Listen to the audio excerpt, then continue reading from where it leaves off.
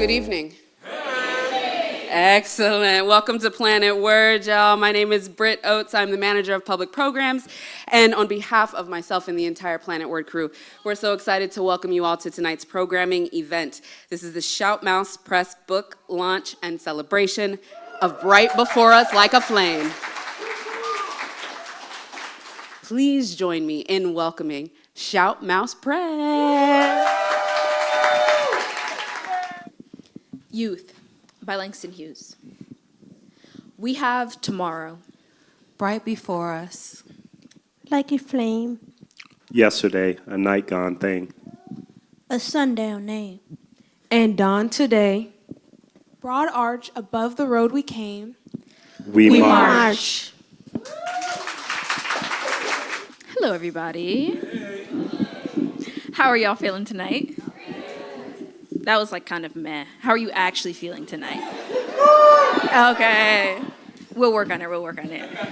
My name is Sasa, and it's so wonderful to be here with all of y'all today. I am one of the co-editors of the book, and I will be one of the co-hosts for this event tonight. If I could please have my lovely co-host, Kathy Crutcher, come on stage with me.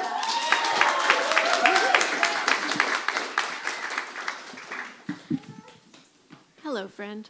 Hello. And hello, everybody out there. I'm Kathy. I am the deeply proud founder of Shout Mouse Press. Woo!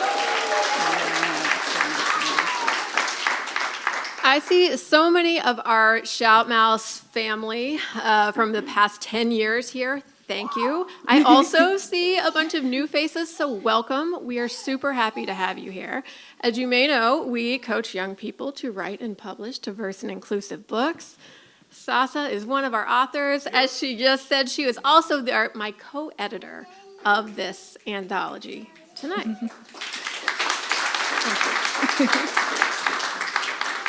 And we basically kind of acted like co-hosts through the book. Like we have conversations throughout the book, kind of like we're podcasters telling the story behind the story. So, yeah, so we thought we would do something like that here for you on stage tonight as we launch Right Before Us Like a Flame, celebrating 10 years with Shout Mouse Press.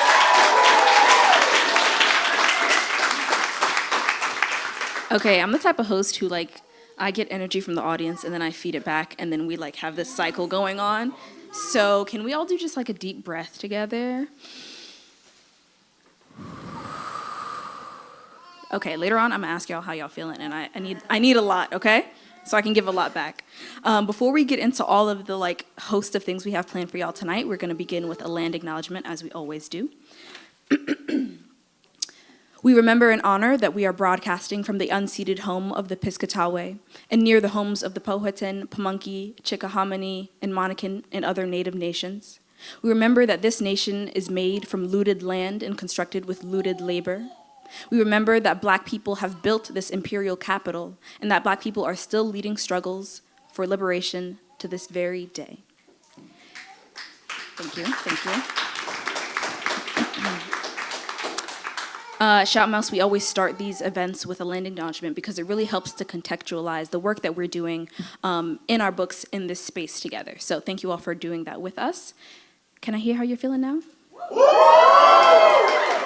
Okay, I'm still not hearing much from the back, but I'm gonna pass it over to Kathy. Okay, so tonight we're gonna pull back the curtain on how this anthology came to be, starting with the title. So as you just heard, Right Before Us Like a Flame is a line from a poem called Youth by Langston Hughes. And when Alexa Patrick, shout out Alexa, our programs director, suggested it, we were all like, yeah, that's perfect. It's got Langston, our DC poet hero, youth at the center, looking towards the future with hope, but also with urgency and a call to action, which is what we really need right now. For us, it was a reminder that young people aren't really just the future, like a lot of people like to say, but they're also the present. Young people have a lot to share, and the world really just needs to listen because they are clued into what needs to be done in the world today. So Sasa and I had to pull from across 10 years of 64 Shout Mouse books in order to choose the pieces that went into this anthology. So we had a couple different criteria. One, they needed to be as diverse and inclusive as Shout Mouse itself, showcasing a really broad range of identities and experiences of our author communities. Also, the wide range of genres that we write in. So our authors write children's books, YA novels, poetry, comics, memoirs, pretty much you name it. A lot of stuff. A lot of stuff, all the things. And they needed to uplift really essential, authentic stories that often are not told or are not heard, because that's what drives our mission. And so we were doing the absolute most in this book. When I tell y'all, it was a lot of work. And as we were going through and picking all of these stories, we also wanted to make sure that they were engaging enough to be teaching tools, because we wanted to be able to really do that, ignite that spark in the young people who are reading the book. And so throughout the book, we have prompts and other things to really, really focus in on the subtitle and ignite the new generation of writers. It was a lot, but it was great. Okay, so that's the dream. And the other thing that we really leaned into when structuring this book was being in conversation. Like we are now. Like, we're so meta. Thank you. So to be in conversation, that means that we invited in folks who are in community with us to contribute to the book, starting with the incredible artwork. Is Jamila Okubo in the house? I know she is on her way. All right, folks. Jamila Okubo, listen to that name. She is the cover artist for our work. She illustrated her first book with Shout Mouse in 2016, and now she is a celebrated artist doing book covers for Zora Neale Hurston releases, etc. Yeah, she's awesome. All right, and then we also invited in some adult authors who are in community with us to contribute pieces that were like in conversation with our youth work. So like Elizabeth Acevedo wrote the foreword, and Clint Smith, Safia Hilo, Jose Olivares, Tony Keith Jr. somewhere in the house. There we are. You can always find Tony in the house because he's like the loudest, most engaged audience members. I love it. We also had to make sure, or we also had literal conversations in the book. So not just works that were in conversation, but also like me talking to Safia El Hilo and some of the other artists in this room, Santos talking to Jose Olivares. And so it was just a really, really cool experience, way to lean into this idea of intergenerational conversation and conversation between authors. Finally, the question that we always ask before sitting down to write a new book is, why now? So 2 reasons. We had long been thinking about marking this 10-year milestone this way by uplifting the stories that our youth authors had created to inspire new writers to create new stories. It just seemed like the best way to honor the young people who are at the core of our work. There's also a lot going on in the world right now, and we really wanted to acknowledge that and deal with that in the book, because we know that when young people are involved in these issues, that's really how you make a change. There's so much going on, including a genocide in Gaza, the federal occupation of major cities, including this one. There's a cutting of funding to essential services as well as the arts. And so there was just so many different points that we realized we needed our young people to come and touch on, and that they had already touched on. And we wanted to really elevate those voices now. And I'll also just name the challenges that are hitting closest to home for our Shout Mouse author community, like the targeting of immigrants and the censoring and silencing of queer voices and identities. So, look, these things are really important to name. They're happening. We're not going to avoid them. And so important not to feel hopeless about, right? We are all gathered here in this room not to feel hopeless, but to do something together in community. This is the work of a writer. You name it, you explore it, you run it through your own uniquely you filter, and then you do something about it. Ideally something that's going to open up possibility for a different future. And we believe that that's the power of youth writers, dreaming and writing and making better worlds come into existence. And so that's the mission behind this book. All right, see, that's the hope, that's the energy that we need. Thank you, Sasa.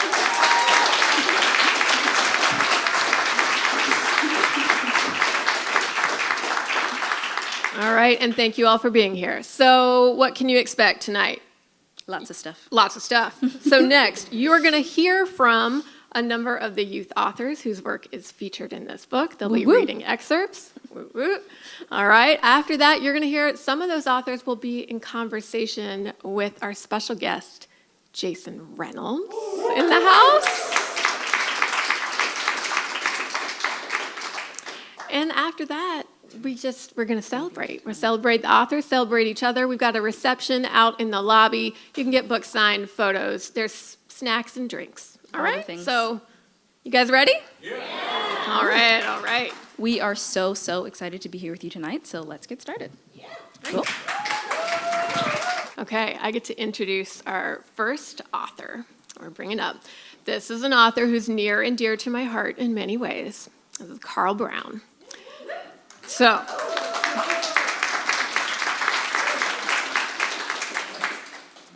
Carl is one of our very first Shout Mouse authors. We met him in the fall of 2013 at Ballou High School. He was part of the Ballou Story Project for all 4 years in high school. And in that project, we coached students to write personal essays that could be used for college and scholarship applications and then publish them so they could be models for other high school students. Carl, come on up and start us off. All right, how we doing, everyone? Great. Yeah. I just want to say it's been an absolute honor and pleasure to be part of Shout Mouse Press and the amazing work that they're doing and having such a close connection with their amazing founder. It's hard to believe it's already been almost 8 years since that first encounter. So, yeah, it's an absolute pleasure to be here today and be part of this new project. So, yeah, like Kathy said, I'll be reading from, thank you so much, sorry. Can people hear me well? All right, cool. Like Kathy said, I'll be reading from an excerpt of How to Grow Up Like Me. Again, this was a book that we did a collection of authors in Ballou High School. When I was really young, we lived in a shelter for about a year. My mother and my grandmother used to argue a lot about things I couldn't understand, and my grandmother kicked my mother out. So we moved to the shelter. There were 4 of us, me, my 2 older brothers, and my mother. I didn't really know what was going on, but I didn't think that this was like a weird or unordinary thing. I was young at the time. Ma said that we were going to be there for just a little while, but we ended up living there for 6 months. When I finally realized that what living in a shelter was, I felt surprised to find out that I didn't have a home. The shelter was made up of different dorms. There were different rooms for different groups of people, but we were all mixed together, young, old, men, women, tall, short. While we were living in the shelter, my mother used to go out a lot, and we would have a babysitter watch us. We would have lots of fun and go places like the movies or parks, and we would always get treats as well. We attended daycare at the shelter. It was just like a classroom, but with toys and a big TV. We learned things and had fun. The shelter was very friendly, and I made lots of friends and memories. When we moved, I was pretty sad because I would miss the friends and memories that I made there. The shelter had become my home in a way, but still, there wasn't enough privacy or not enough space. We wanted a place where we could live by our own rules. We wanted freedom. Thank you. All right, next up, I would like to welcome Shola Chantel Shoda. Shola is one of the student poets of parents of Generation Hope. I said poets because I'm a poet. I just made that up. Shout Mouse partners with Generation Hope to coach their college-going young parents to write Mini Mirrors series. These are board books inspired by their children that celebrate diverse families. These books are written collaboratively. 3 authors work together, and a Shout Mouse story coach and an illustrator help to ensure that all children see themselves on the page from the youngest age. Please welcome Shola with a loud round of applause. Hello, my name is Shola Chantel. I go by Shola. And the front cover of our book is Sebastian. Sebastian's here in front. He's recording. Just to give you guys a heads up, when I wrote this book, I was a kindergarten teacher. So, as I'm reading this book, the teacher voice may or may not turn on. Sebastian apartment family. I'm Sebastian. I live here with my mom. She's a student, and I'm her son. During the day, when mommy goes away, I go to our neighbors to play. On Mondays, I stay with Mr. and Mrs. Howie. He's a writer. He reads me poetry out loud. On Tuesdays, I see Mr. and Mrs. Ivy. Their parents fly around and say hi to me. On Wednesdays, I go over to Mrs. Schroeder's. We make doubles. She says, I'll show you. On Thursdays, I go visit the Brauners. I like playing with their 2 daughters. On Fridays, mommy's off, so we beat our feet. We dance to go-go and we eat fun treats. On Saturdays, we make things clean and neat. Sebastian, mommy says, don't sweep my feet. On Sundays, it's church. We get all dressed up. Grandma comes to pick us up. I hope you enjoy your week with me. And now you met my apartment family. When mommy has to go and a new week begins, it's not goodbye. It's I'll see you again. All right. Okay, our next author to bring up is from the section in Bright Before Us called Immigration and Belonging. We're going to invite up Santos. So we met Santos, I get to introduce you first. We met Santos in the summer of 2017 during our first partnership with the Latin American Youth Center, where we support immigrant youth in telling authentic stories about their lives. Santos was part of an incredible group of young people who wrote Voces Sin Fronteras, which is a bilingual graphic memoir collection that is telling true stories of immigration. This book is our most celebrated, most requested, most read book out there. It is read in schools across the country, which is a testament to the courage they put on the page. And Santos has been one of its strongest champions and leaders. So I'm honored to know Santos and really happy to bring her up on stage. So I'm Santos, like Kathy say. It's my pleasure to be here tonight. Many faces looking at me, just 2 eyes back. But I'm from El Salvador, by the way. I'm from El Salvador.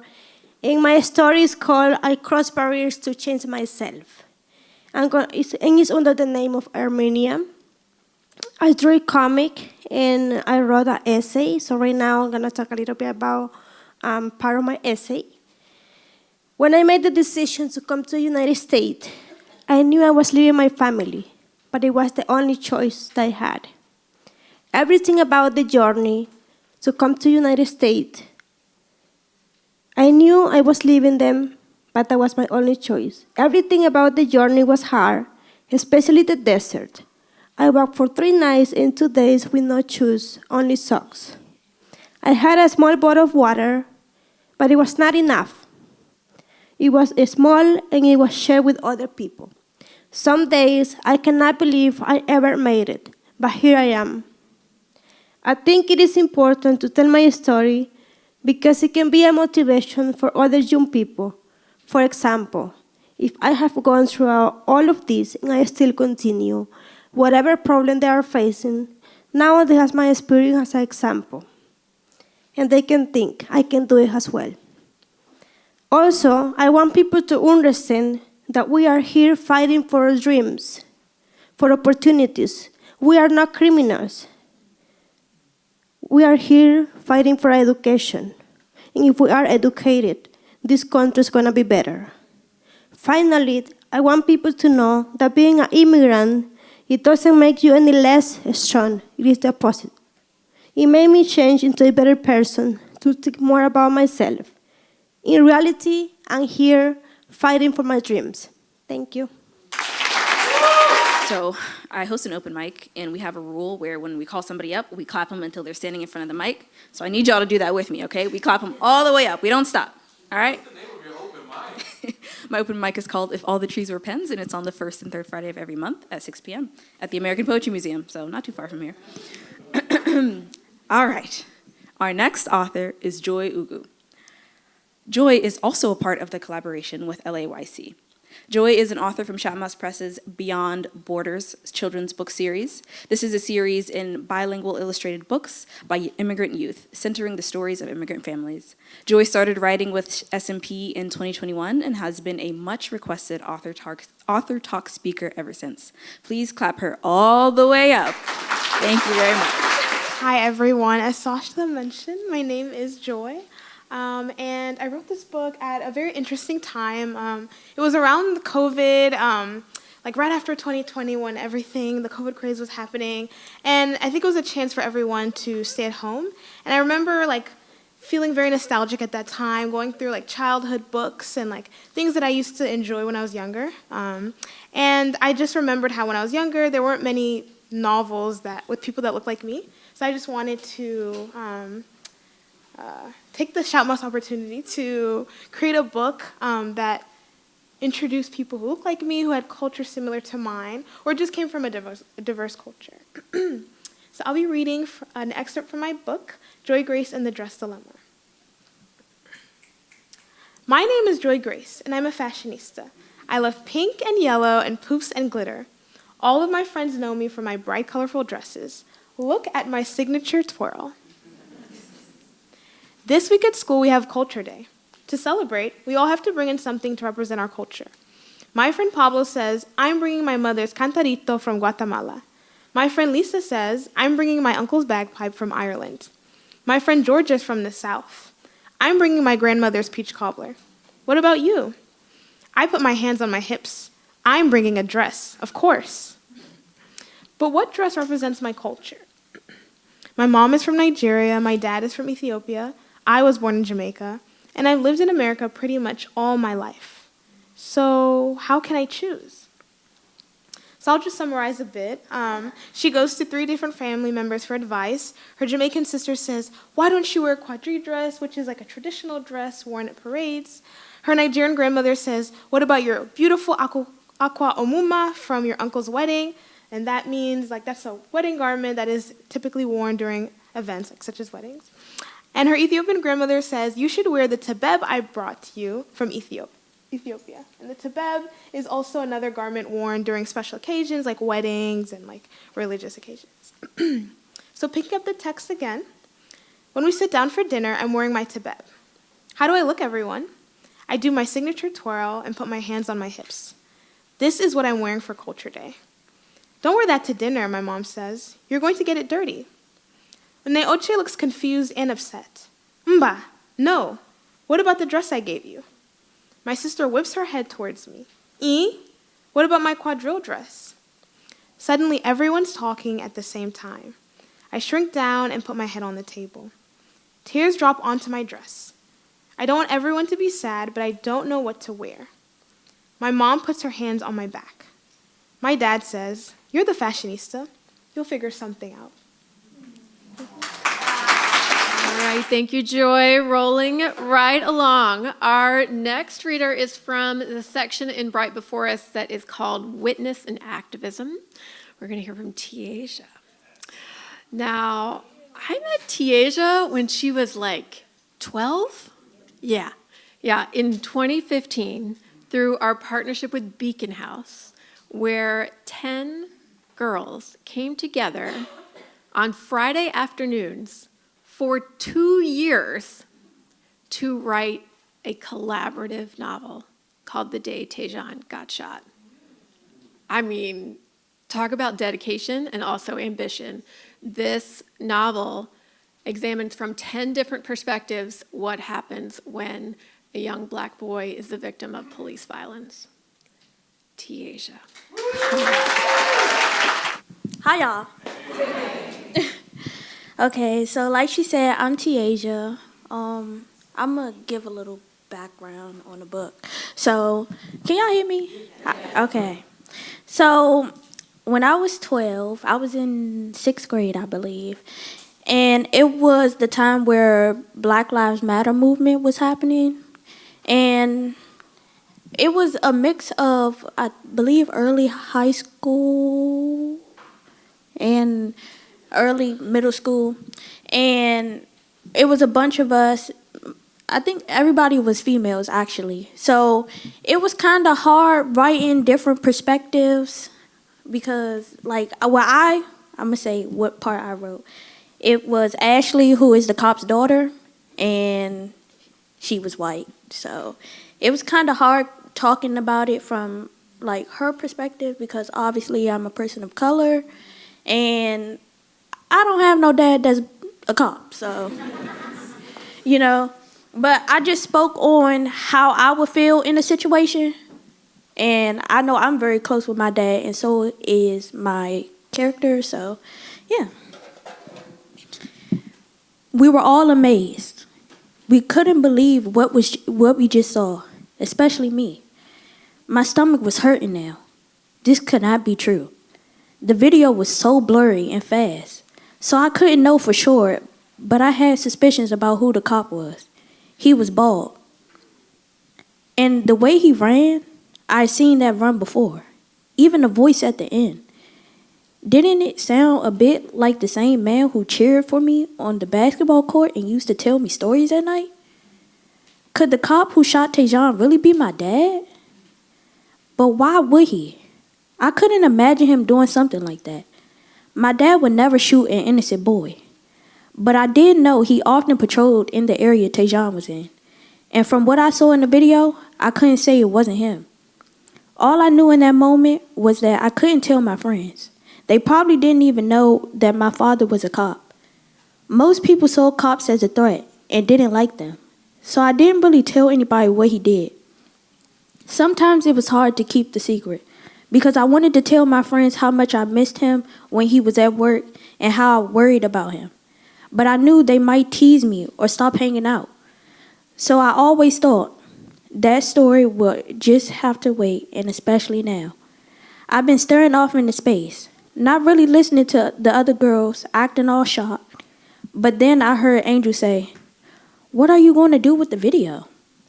"I think you should put it on Twitter and tag the news people." My heart dropped. "You'll be famous," Angel said. "I don't want to be famous," Rosalia said. "I just want justice." And then she did it. While I stood there watching and trying not to panic, she put it on Twitter and added a caption, #JusticeForTejan. Within a minute, it was already being retweeted. It was amazing how fast it spread. All I could think was, please, God, don't let that cop be my dad. Next, I'd like to call up Lauren May, who is a Shout Mouse Press story coach and will be reading for one of our authors, Nora Love, who could not be here tonight. So sending love to Nora Love. Nora was part of our Queer Youth Voices project, where Shout Mouse invited young people who are part of the queer community to write and submit pieces exploring love in all its iterations. Family love, friendship love, romantic love, self-love, all the things. The book is called The Light Looks Like Me, and it just came out in June of this year. Clap it up for that. Yeah. Lauren was one of the incredible story coaches for this project, and we're grateful to have her stepping in for Nora. Wow, a little nervous here. I hope I do the poem some justice. Hi, everybody. I'm Lo, and I was a story coach on Shout Mouse's Queer Youth Voices project, and I have the honor of reading the Self-Love Manifesto for Black Queer Women by Nora Love.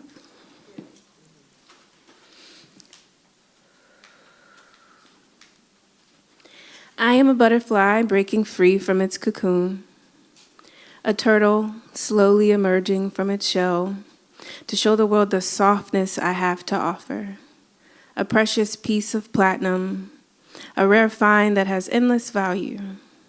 I am the moon that glistens in the darkness to provide comfort, the sun's crown shining ever so bright, kissing you with warmth, a star amongst stars that twinkle in the midnight. I am a willow wide with pride. My leaning branches bless the ground. A quince contagious color bright as a flame whose thorns protect my body. A waterfall ever flowing with healing energy whose hush rushes to a pool of calm. I am an in-between sky needing release to downpour without judgment, a delicate dandelion not waiting to be blown away, a volcano bubbling with lava, ready to explode, but is at ease, and the science sea with secrets not yet sealed, expansive, vast, limitless, and just with that, I am everything. I am her. Our next author to bring up is Riley. So we met Riley in 2019 through our partnership with Reach Incorporated, who was our founding partner for Shout Mouse. We worked with Reach teens for 8 years, every summer, to coach their DC high school students to write books for second and third graders that they tutored. So 32 books came from that partnership. Riley wrote 2 of them. She is going to read from one of them tonight. Riley, come on up. Okay, all right. So quick little context. This book came out in 2019. This was during a time where on social media, and this is always prevalent throughout our culture, but on social media, there was a lot of talk of like what boys should do, what boys shouldn't do. We saw it a lot in our schools. And me, London, and Sherelle just really wanted to write a story to young boys about this is what you can do. Express your emotions regardless. So we had a story. We had a young boy named Aaron, and we came up with a lot of different story titles. For a long time, we settled on Aaron as a crybaby, but that just didn't really stick with us. So we eventually settled on another title. We really wanted to go with something that people hear every single day. If we wanted a story about toxic masculinity, what is the most common phrase that people hear when talking about toxic masculinity? So hi, my name is Riley, and I'm going to read an excerpt from my children's book, Man Up. What's wrong with your eyes? His dad asked. Nothing. Aaron looks at the floor. I know you were crying. What's going on? Aaron tells his dad about the video game and the dog and Sage not answering his call. His dad just shakes his head. Maybe your friends are right. Maybe you need to stop crying so much. Maybe you need to man up. Leave that crying for the girls. And then, the next day on the bus, things just keep getting worse. He gets made fun of when he compliments a girl's doll. The whole bus starts chanting and laughing, Aaron likes dolls. When Aaron gets home, Sage is waiting there for him with roller skates. His dad says, look who's here. He came to surprise you. Sage says, hey man, sorry for ghosting you. Want to go to Crystal Skate Palace? Aaron feels better right away. While they're skating, Sage asks Aaron, so why did you call me the other day? Aaron takes a deep breath. Sage, do you cry? He asks. Sometimes, when I feel overwhelmed. Is that why you called me? To talk about crying? Everyone calls me a crybaby, and it makes me feel like I should run away, and I know I should just man up, but Aaron looks away from his brother, embarrassed. Let's get some pizza and talk about it, Sage says. When they sit down, Sage continues. Look, little bro, it's okay to cry. It took me years to learn that, though. Dad taught me that crying is for girls, but after I went to college, I realized that crying is normal. Normal? Nobody acts like it's normal. Not for boys, at least. Well, they're wrong. It releases stress, which is something I need sometimes. If you keep it pent up inside, you get angry. And too much anger is not good for anybody. Okay, we have one last youth author that we need to hear some original work from. You've seen her on stage, but you haven't heard her work. Sasha Akil.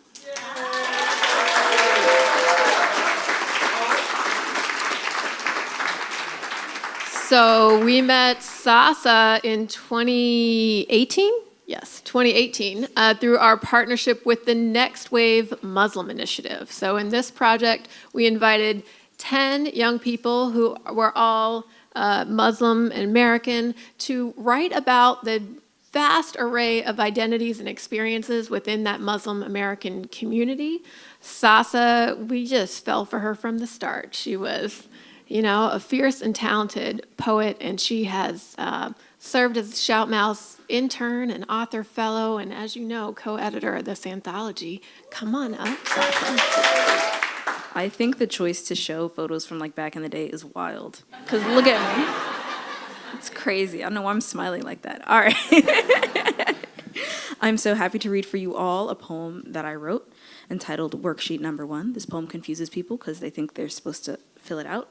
You're not supposed to do that. It's supposed to make you think. Worksheet number 1. Fill in the blank. Come celebrate with me the fact that every day blank has tried to kill me and has failed. Something, nothing, or everything. Multiple choice. 1. When I told the teacher what happened, she didn't A, know, B, care, C, both didn't know or care, D, neither didn't know nor didn't care, E, something in between. 2. Some days I feel I have to apologize, A, for my skin, B, to my skin, C, not at all. 3. When he called me less than human, his voice became A, dagger, B, a bullet, C, a noose, D, my funeral, E, my pain, F, my fear, G, my reason to keep going. This wouldn't have happened to me if I were A, white, B, male, C, straight, D, rich, E, privileged, F, American, G, all of the above. 5. If I keep going because A, I'm strong, B, I have no other choice, C, I want to prove them wrong, D, I have dreams, E, I have everything to live for, F, I can, G, blank needs me, H, why wouldn't I? Essay questions. How do you celebrate the fact that you're still breathing? Who named you? What have you named yourself? If you could throw yourself a party to celebrate simply being alive, who would you invite? Why? Thank you. Thank you, Sasa. All right, so those are our Shout Mouth youth authors. Pretty incredible stuff.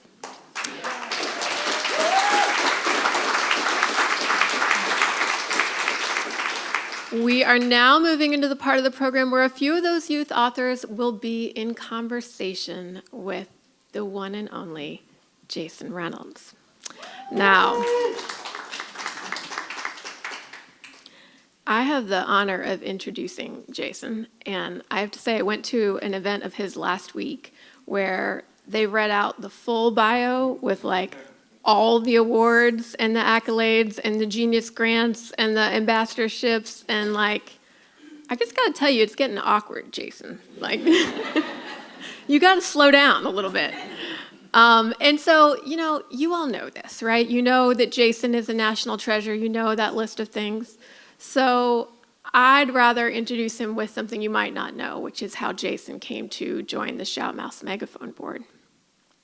So I thought of the idea of a megaphone board in spring of 2020, good times, and as a way to more formally invite in some of the adult authors who'd already been really generous with their support of our work to make them officially part of the Shout Mouth fam, call them the megaphone board, help us amplify our youth authors' voices. So once Meg Medina and Clint Smith and Liz Acevedo had all said yes, then I got the courage to ask Jason. And I sent him an email on May 22nd, 2020. I looked it up. And I hit send and held my breath and crossed my fingers and hoped he would say yes. And 3 days later, George Floyd was murdered. And the country erupted, and it was a dark and terrible time. And so when Jason's reply landed in my inbox like a week later, I remember I was on a walk trying to clear my head, and I checked my email. Not good for clearing your head, but I did it. And there was Jason's name, and my heart sank because I just thought, there's no way he could say yes right now, not in this moment. The world is just too much. Of course. And this is what Jason's email said. As I'm sure you can imagine, life is a bit upended at the moment. So much work, so much pressure, so much pain. But we press on. That being said, sign me up for the megaphone board.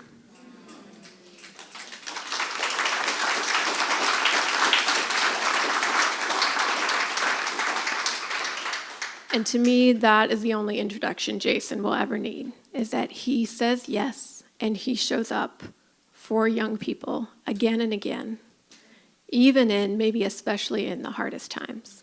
And for that, we are all deeply grateful. Jason. Thank you for that. You know, there's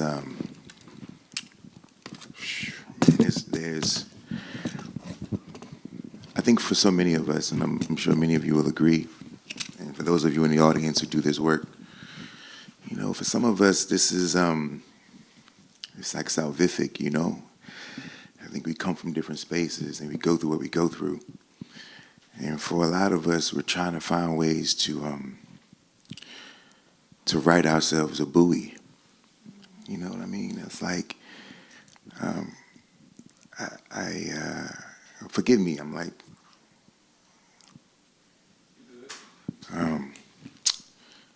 you know, like just like what I said in 2020 as far as pressing on is pretty much what my life is and what most of our lives are. And I think we have to figure out what are the things that are worth pressing on for, right? And I think, so for me, labor is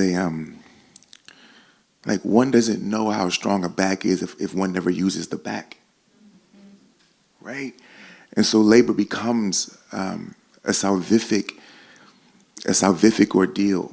It's a function that has the ability to save us. We look at it as like the opposite, like a thing that is breaking us, but the truth is most of the time it's what we use to save us. Now, all that being said, I also think it's always a bit funny at these events that they always are so serious, because if you ever met a writer, most of us are not serious people. And so so thank you for having me, and now I will start this panel. But I want to say thank you, and thank you to all of you, and thank you for the work that you've done. And it's got to be weird to hear work you wrote a long time ago, because we ain't asked you. I'm not gonna ask you like what you really feel about it now, like 10 years removed, because I already know the answer. So here's where we'll start. Here's where we'll start. I was a 16-year-old when I was selling books out of the trunk of my mother's car. Tony Keith was one of my friends, even all the way. We in our 40s, so this is a long. It's, I mean, you know what I mean? You look amazing, and we should celebrate that we still are holding on, right? But we in our 40s now. But a million years ago, I was selling my book out of the trunk of my mama's car. And I remember when I got, back then you had to get your books printed from a printer. They sent them to your house, and there's like a box of books, and then you had to like figure out how to make these move, right? It was like drug dealing, right? It was like, I gotta, you know what I mean, figure out how to make it work. But I remember the first time I held it and I saw my name on something, and I saw my words on a piece of paper that I didn't print out of my mama's computer, right? I remember it felt different. And so my question to you all is, what did it feel like for you to be young authors?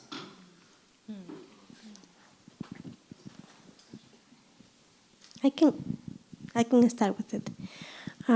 What does it feel to be author at 15? I mean, not 15, 19. I came when I was 15 to this country, so I'm mistaking it. It feels like I can say it was the perfect opportunity to speak up for those who doesn't have a voice.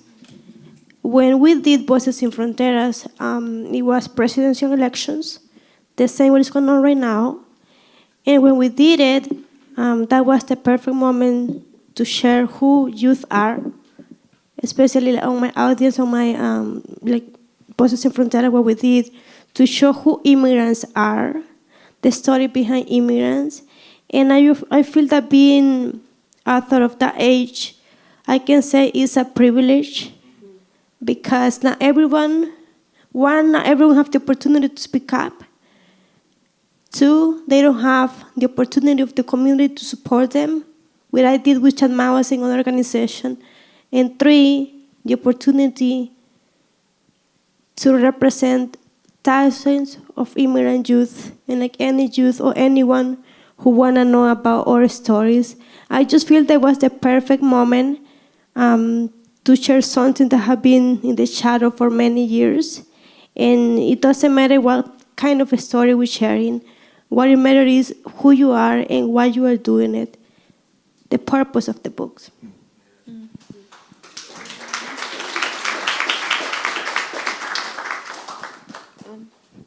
So your question is basically asks us, why did we write these books? Or just what did it feel like? For me, it felt like I had nothing to lose. So at the time when I wrote this book, I was just finishing Trinity College. I had a son when I was 19.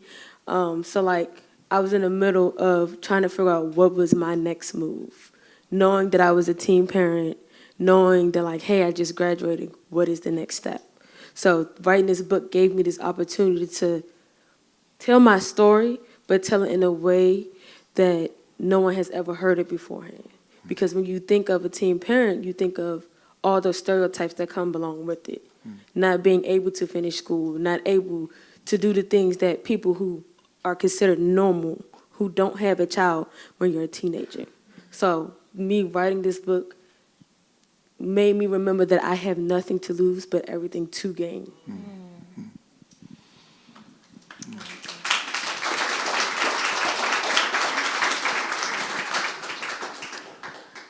I would have to agree with both. For Man Up, it came out when I was 16. And at the time, I was in high school. I was going to Ballou. Shout out Knights. And go Knights. And it was just a really weird and interesting time for me because I was trying to find myself as a person. And I had a lot to say back then. I got a lot to say now.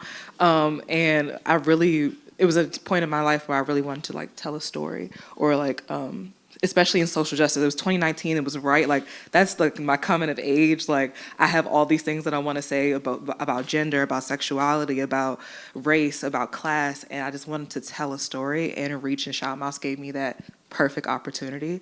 So it wasn't really until after the book came out and I got to do an interview with the Washington Post where it really settled in for me, like, wait, I actually like wrote a whole actual book like in real life. Like, I wrote a book. And Shout Mouse, I think, and Reach did a really good job of almost making us feel like a celebrity.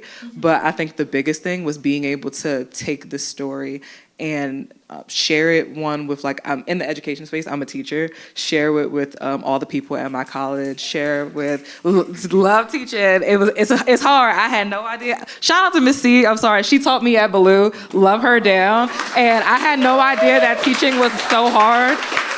Girl, it's crazy. But it wasn't until like being able to take this story that I wanted to have as a kid and then like as 16 and then now share it with my students who are going through this exact same thing. I don't know, it's crazy, it's weird. But I love that I had the opportunity to really put pen to paper and tell that story. Yeah.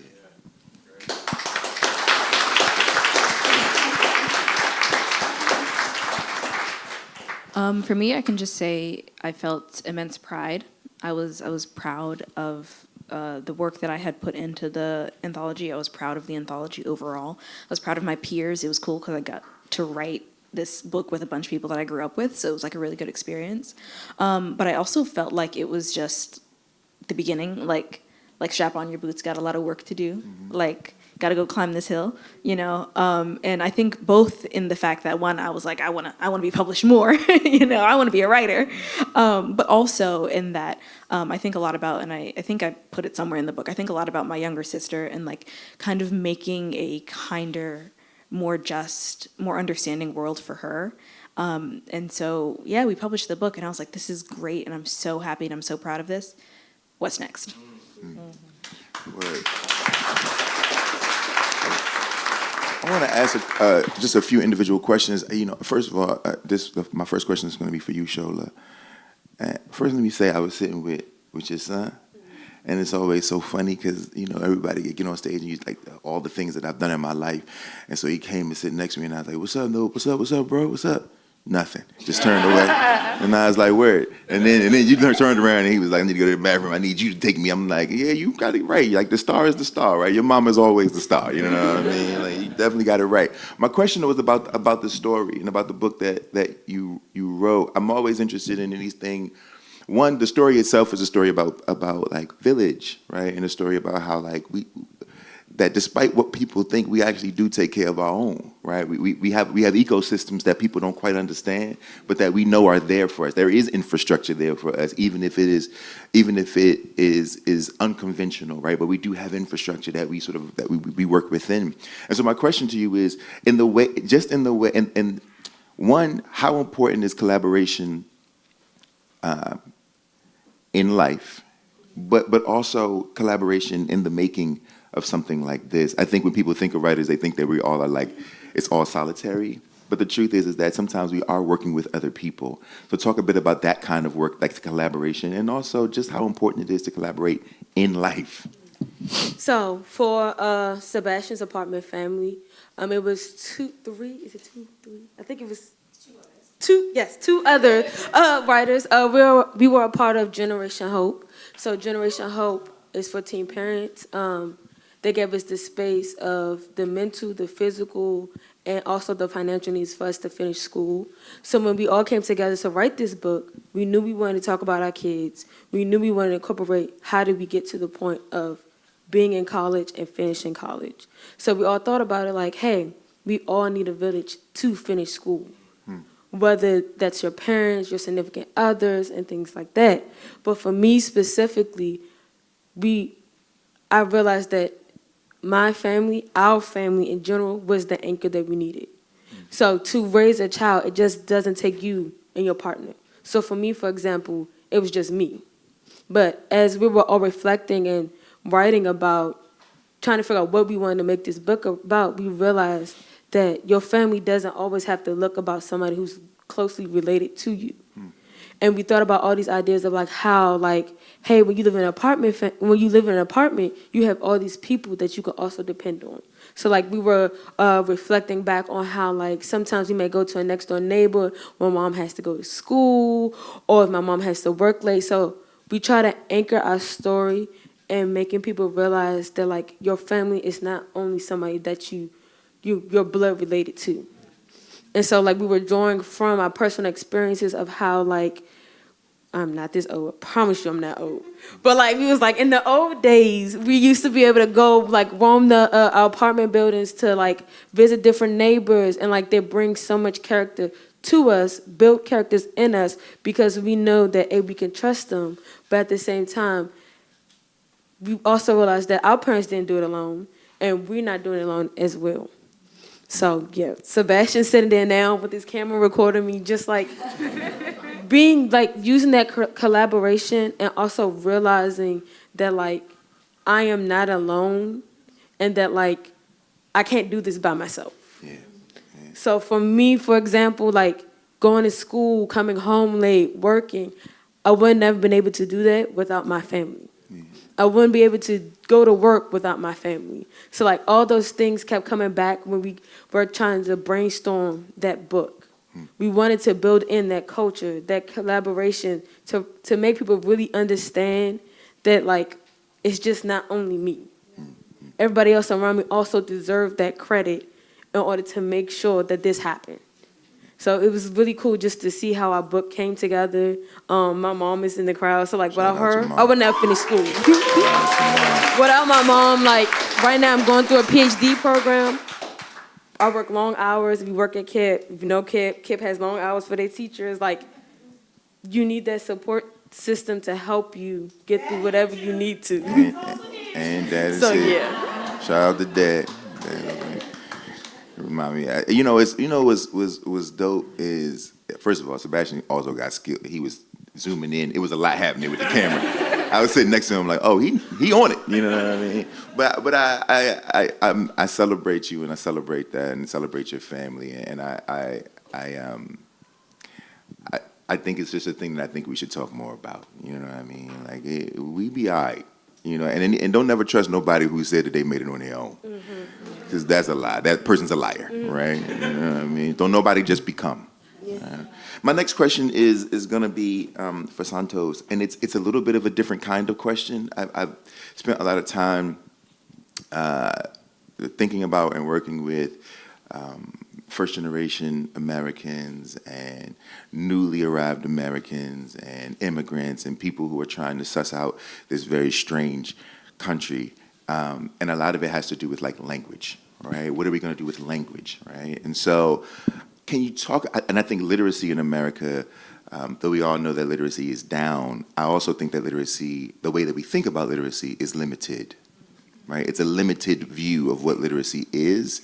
And so I actually want to talk a little bit about the drawings and how important it is. So I want to ask you why the drawings. I know it was a part of the project, but I do want you to lean in a bit to talk about the drawings and why visuals are important when it comes to literacy, when it comes to like the way we read, the way we take in information, that we never have to age out of imagery when it comes to storytelling. Why drawings? We decided to do it that way because, of course, Spanish and English, but doing drawings, it can be to anyone. You don't have to know like any specific language. You can go to any part of the world, and you can just see it, and you can get into the book just by seeing it, and you can get into the story. If you see a girl dying on the floor, hiding from something, you know what is going on in there without reading anything.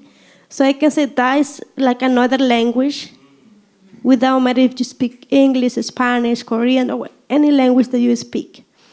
And when we did it, on my personal opinion, was like, this is gonna be ugly because I didn't went to kindergarten, I don't know how to draw. So I was like, Kathy, I don't think this is gonna look good. I don't know how to draw. But later on, we're like, it's not that bad. And what is unique about this is that we did our own drawings. So some of them are a little bit like off. That's why, because we did it. And that was the intention, to show, envision who we are, to show our stories in drawings. And if anyone really even like a third grade kid, they can do it on their own also. They can be like, oh, we can also do it. If a 40-year-old man can read it just by seeing it, they can be like, maybe I don't have to write about my story. Maybe I can just do a drawing. I'm going to say a lot of things in there. So that was one of the main purpose, to be a multi-language in there just by doing a draw. And it was very special when we did it because it was a process of healing also. Everyone was kind of like having their own process, drawing their own stories to get to the point like, they are beautiful. I didn't know how to draw them, but they are beautiful because I did it, because I'm telling my story, because not the media, nobody else is saying it. I'm saying it on my own. I'm doing it the way that I want to do it. And that's unique because there can be a lot of stereotypes, or they can say who we are, but if you are not saying it, then you don't know what is going on in there. So that was the most important for us. Yeah, I appreciate that.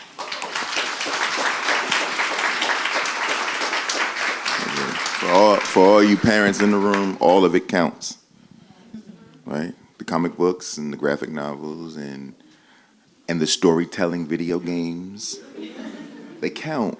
And the audio books, like it all counts, just to be clear. My next question is for you, Riley. As a crybaby, like self-proclaimed and also performed here in front of all of you, like, it just never has bothered me, right? It's like a thing, I feel very free in that way. I feel very fortunate. There are much more obvious ways to tell this story.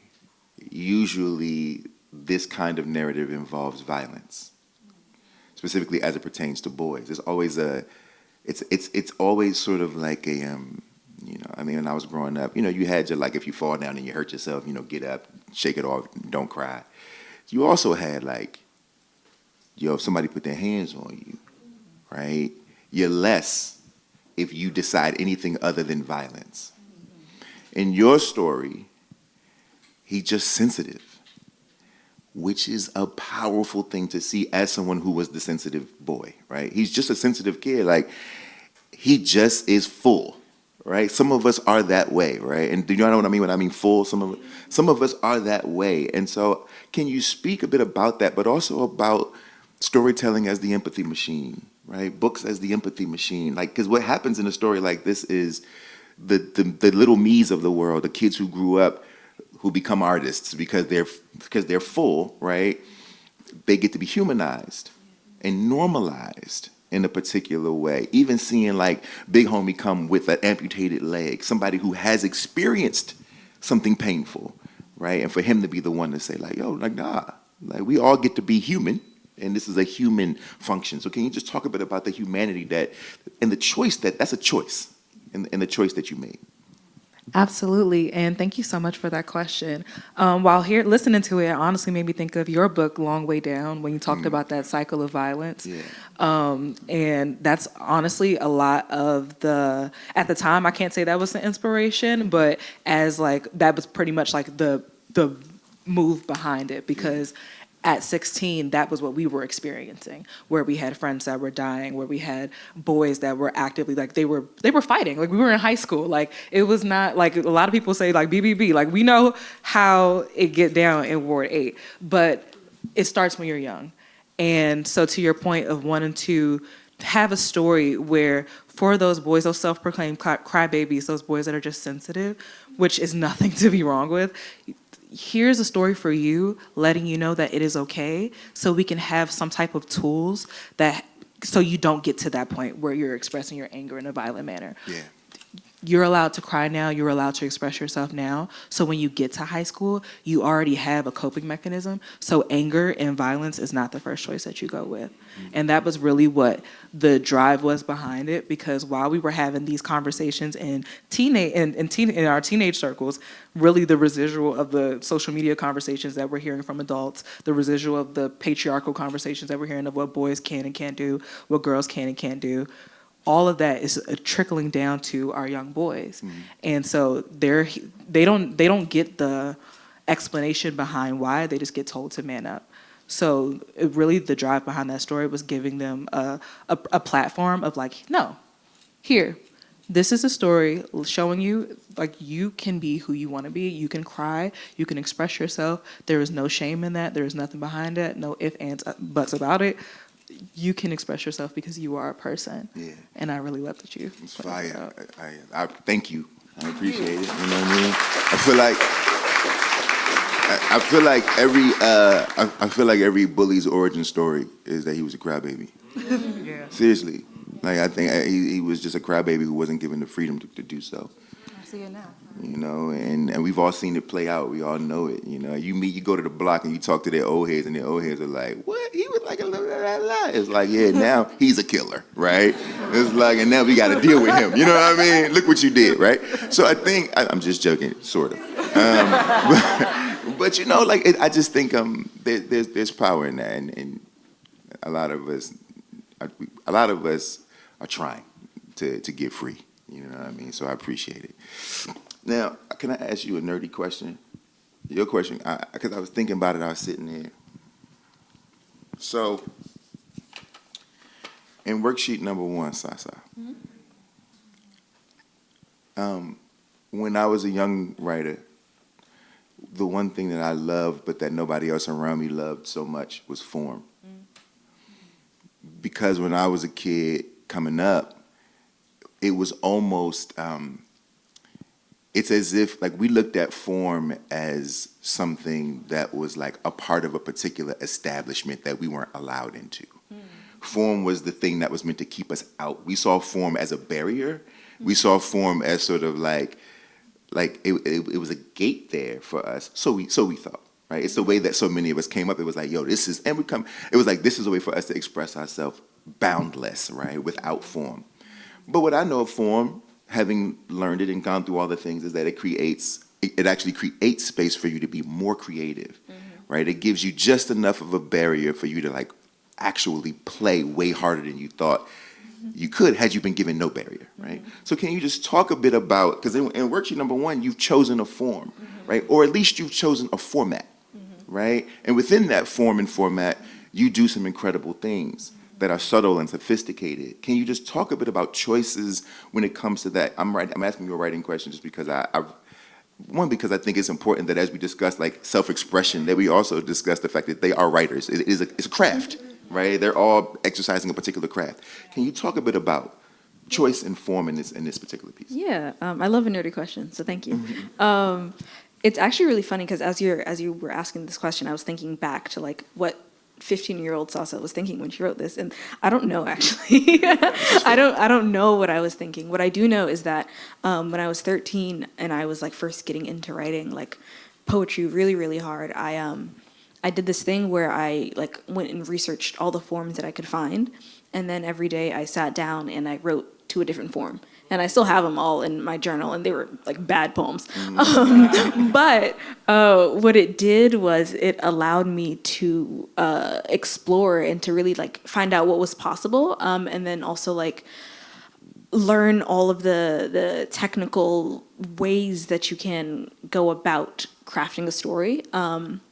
Because when we think of, poetry as a canvas and form as the medium that you're using, whether it's like oil pastel or paint or whatever, it's true that no matter what form it is, whether it's restricting you to 6 lines or 30, it's still boundless. And so I went and I did that. And then this particular poem, which I don't always say and I should say more often, was an after poem really. It was a response to Won't You Celebrate With Me by Lucille Clifton, which I'm sure you can see in the first question and the second question. And for whatever reason, I had a response in me and I couldn't figure out how to get it out except through that format. And I don't know why that was the only way I could feel like I could articulate what I wanted to.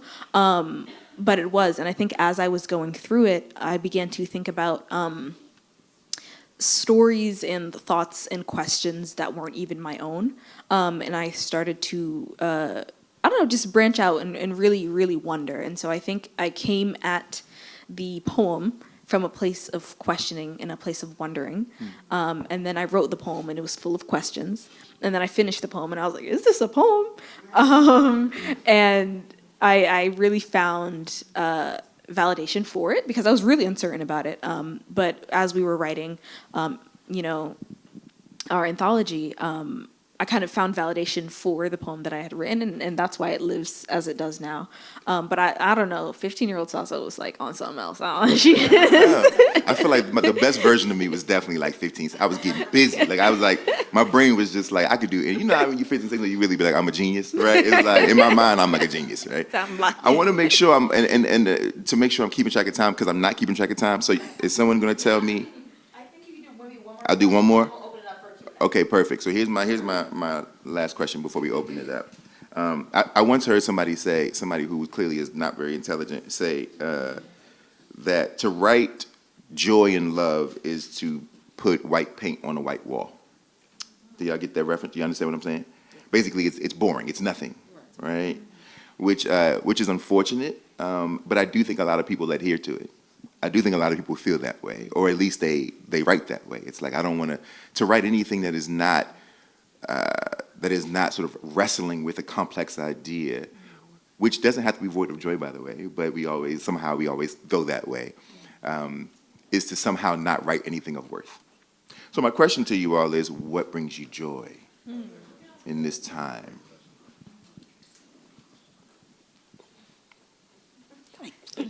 I can start with that. It's a hard question, right? Especially right now with everything that is going on. Mm-hmm. But I remember when I made the decision at 15 years old coming here, it was a hard decision, but all what I had with me was hope. And I feel that right now it's the same. We need to have hope. We have to be, I can say, resilient of what is going on. We have to keep fighting for it. And the best way to fight is to have your mind in peace. I know it's hard. And one way that we can do is by what we're doing right now, by speaking up. Because when we shy, everything gets worse. The shadow get power over us. And Another way it can be also doing things that we have never done before. Maybe even telling our friends or family how much we love them. Maybe you have been not talking to your friends for so long and you're like, how they're doing? Like, on my experience, are they still here? Are they gone? So that's a good way also to enjoy, to start talking to those friends that you have for so long. And just trying to see I can say like, the side like that this is temporary, whatever is going on in our life or like in the world, everything is temporary. Nothing is permanent. And we have to keep the hope. Like the same way that I did when I came. I took a trip of 22 days, only with hope that I was going to make it here. And I did it. And at that time, I didn't know the language. I'm still learning. And I did a lot of work until I became U.S. citizen, which it was hard, but I made it. And I just feel that this time is a time to reflect on how we're doing, how we have been doing in the past, and what can we do now to have a different future. Because when we come together, we can do better. And I do have a question for you also. You have a question for me? Go for it. I imagine, like, in your whole journey, you have been working with a lot of different type of authors. How do you feel working with young author, or what do you think we can teach others, despite our age? All right, I'm gonna answer your question. After y'all answer my question, I will answer your question, and then we'll open it up. I guess I can go next. If I'm not mistaken, your question is, what brings us joy? Right now, what's bringing you joy? Now, living through my work. So I've taught kindergarten, first grade, and I'm a third grade teacher for the past 2 years. And I'm also in the process of getting my PhD in Black Studies. So because of this book, I recognize that I'm now somebody else's anchor. Because I feel like people fail to realize that being a teacher, I can't do it by myself. Like, I have to pull in different resources. I have to rely on you as a parent. If this parent can't do this, I have to pull from other resources. So for me, just being a teacher for the past 3 years made me realize that, like, I'm now living through the work that I've been studying, writing on paper, talking about experience as a whole. So for me, what brings me joy is, yes, teaching is hard. Like, working long hours, taking papers home, calling parents when I'm not supposed to, like, trying to figure out different things. But I'm realizing, like, even in this moment that for the past 3 years, I've been somebody anchor. And to see those kids come back, they're now, like, in 4th grade. And some of them, I taught them in 1st grade, and now they're in my class for 3rd grade. So, like, just seeing that full circle moment of them, like, oh, my God, Miss S was my teacher. Like, that's my favorite teacher. Brings me so much joy because it's making me realize that, like, I'm not just touching my child. Like, I'm touching somebody else, and they're passing that along to somebody else, which is really cool to see. So, like, when I get a little bit older, I'm not that old. They're going to come back. They're going to be in high school. I'm like, Miss S, did you remember? And I feel like there'll be that constant joy that just comes back full circle, knowing that I pushed something out there, and it's always going to come back. Yeah.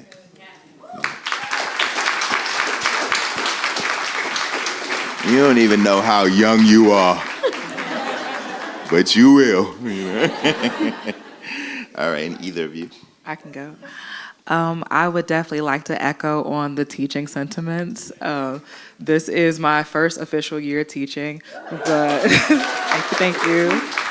But I've been in education for quite a long while now, actually just a little bit longer than when the book came out, because that book with Shout Mouse was like right before I started with Reach. So I was doing tutoring, and it's been long. And I would say right now what brings me joy is connecting with people, whether it be connecting through music, connecting through conversation, especially right now, a good long yap session is in me, or connecting through my students. They have been, as much as they get on my nerves, they are my pride and joy right now, and I haven't felt more alive and just like fulfilled than I have while I have been teaching. And like, these are the same kids that I had last year, and it's just like seeing them move around as little humans trying to navigate the world in all aspects, both academically, emotionally. It is fascinating, hilarious, And it's just really cool to see. They're so sweet. And just like to the point of emotions and being able to express your emotions, this is the most emotional, and I mean that in a positive way, group of kids I have ever met in my entire life. I got bracelets wazoo of good juju because they're like, Miss Campbell, you are stressed out. You need some shine, some love and support. And I just love these kids so much for that reason. So I would say right now they're bringing me the most joy. They got different language. Yeah, for sure. I think for me, what's bringing me joy is also my work, like just art and community, and art and community and art in community. For me, I recently got to open up a ceramics studio in Brooklyn, not too far, and I'm a ceramic artist. You know that. And I have been able to give access to my studio to people who used to be my classmates when I was at Howard, because right now the ceramics room at Howard University is under construction, and so they don't have access to that studio. And so being able to say like, hey guys, like come through, like I'll fire your work, like you can work here, I have clay. Being able to do that is really, really huge for me, and it's really, really what I wanted and needed and wished for. From the ages of 9 when I started doing clay stuff all the way until college. And so I just feel so blessed and so lucky to be able to do that. I also mentioned my open mic, and that's my pride and joy. We do open mics and workshops, and we recently published an anthology, and really being able to like create together, and to come together and to share our work, and also to cherish the work that's being shared and the energy that it took to get there, And so really, really just having art and community, even though everything sucks, leaving that out the door and coming together, and at least for a couple hours being able to love and support each other. Yeah. It's the best thing. And I'll answer your question really quickly. Not everything sucks, Nina. Not everything. Language matters, not everything. All this work you just said you're doing, and like everything sucks. Not all of it. So your question was about how does it feel when I work with the youth, and what do I think, what would I tell the youth? Like what could they be doing, or what should they be doing? First of all, I'm very, very careful about telling the youth that they should do. I'm like, tell me what to do at this point, because I know what I know, and I know what I know. I don't know what I don't know. I also know what I don't know, right? And so for me, what I'll say is I feel honored and challenged, and I feel that they've made me better. I've gotten to hang on to my youth, right? To my spirit. I've gotten to hang on to my moxie, right? Because you have to have it in order to work with them, and I'm grateful for that, because I think you need that. All the way through your life, you kind of got to have a little bit of that. If you lose your edge, like who wants dull, right? And so I like to keep it pretty sharp, and the kids keep it pretty sharp. The other thing, though, is in terms of what do I think you all should be doing. You all aren't youth, by the way, so I can't. It's not really y'all, but former y'all. The truth is that I can tell you a lot of things, most of which you already know. The one thing I will say, though, is probably a little more boring and pedestrian, but probably the most important thing is y'all just got to read, yo. Y'all have to read. And I really mean, like, you have to read widely. You have to read as often as possible, especially if you are choosing to be a writer. You have to read. There is no getting around it. Also, if you're not choosing to be a writer, you have to read. There's no getting around it. All right, let's open it up for some questions. We have time for no questions. Can we get one question at least? This isn't really a question, but I wanted to say that we read Long Way Down in class recently, and usually reading and like sticking to it can be kind of hard for me, because like, especially if there's not like pictures, and how Long Way Down is structured, it keeps you like on your toes, and I think it's also a really important subject as well. Word. So I wanted to say that you did really good. I appreciate that. I appreciate it. And now you know that you got a whole bunch of other people to read and other books to read in that same vein. We'll take one more quick question. Hi, everyone. My question is, what makes you authors choose to continue supporting Shoutmouth Press? Great question. Shoutmouth has been a super pivotal part of my life. I think that I owe so much to them, especially as someone that went in the education space. And at 16, I had no idea I was going to be a teacher. At the time, I was doing like hospitality and tourism. Like tutoring was like a side job. So like I wasn't really thinking about going into education, but I'm so glad that I did, because being able to say that you're an author is great on your resume for teaching. Like, but also just like Shout Mouse has done so much for me. Even just inviting me out here and giving me the opportunity to talk about this and thinking about Man Up to include in the anthology out of all, 32 Reach books and 64 Shout Mouse Press books. Like the fact that they thought about Man Up, it just means so much to me. And I can always forever, you can reach out to me anytime, continuously support them, because they have always supported me and through all aspects of my life.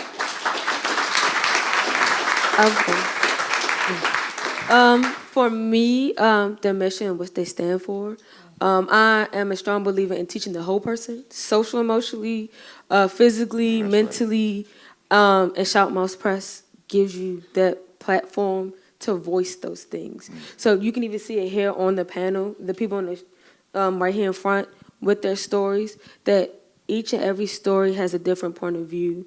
It's a different means of how we said it, why we said it, but at the end of the day, it's our voices that are on paper that will forever live on. And I think that's the biggest piece. She gave us space to give our voice and also still give us a platform to share why we did it, how we did it, and why it was so important that those books need to live on. So even before being an educator, I've been running from being an educator. My mom would tell you that. My dad would tell you that. I've been running from it from the longest. But I realized that those books matter. Reading matters. Like what you said earlier, those graphic novels, if you didn't know, they're on the third, fourth, like in my third grade classroom, those graphic novels are considered books. Even though they have a lot of pictures, it's a lot of comprehension that goes into it. So like, it just makes me realize that like she gave me that platform to show the kids that like how important these books are. So for me, I can say the Chat Mouse, I continue with Chat Mouse because they believe in me even when I didn't. When Kathy came to us, I didn't know that I had a story. I always feel ashamed how I came, I was like, I don't know the language, I don't know anyone. And when she talked to us about doing Voices in Fronteras, I was like, someone is believing in me even though she didn't know who I was. And I feel that that doesn't have a price. And Chat Mouse is not just a nonprofit. It's like a family who's always like checking on us, how we doing, even if we already like, I'm a mother, I already have a daughter, and Kat is still checking on us, how you doing. So I just feel that's more than just a book. It's like a long way to continue with them as long as they allow us to do it. I can say it's a family for me because, like I say, I didn't believe in me. I didn't believe that my story mattered. And thanks to them, here I am, and I'm going to continue sharing my story with as many people as possible.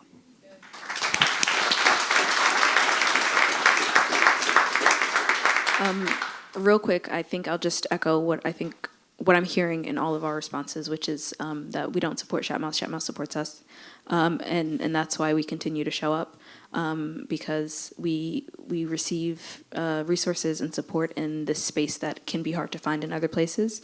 And when that happens, you want to give back, and you want to give back to your community, and you want to give back to your fellow young authors, and so that's why we continue to show up.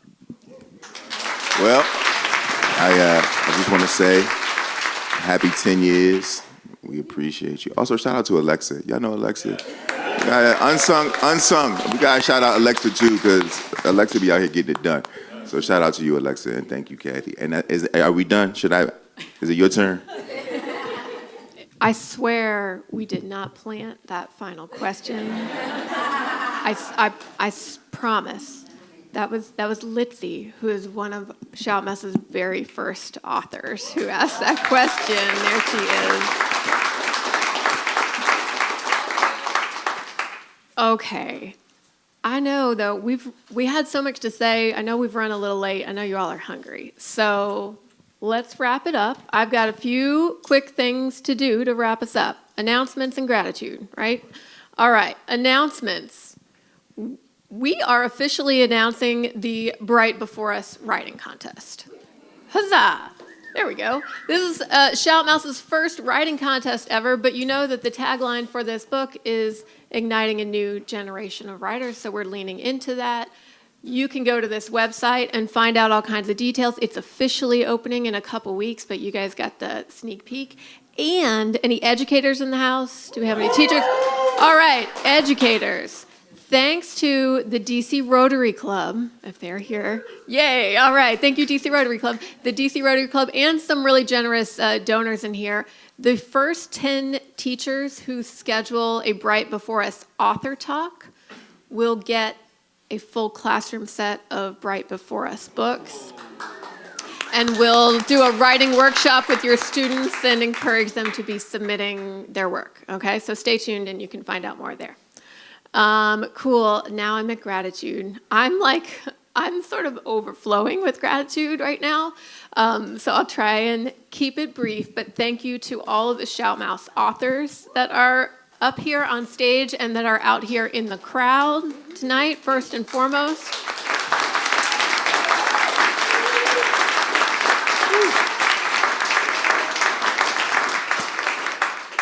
Thank you to Jason for being here tonight and always. Thank you to my Shout Mouse team, who is really incredible, and I am deeply grateful.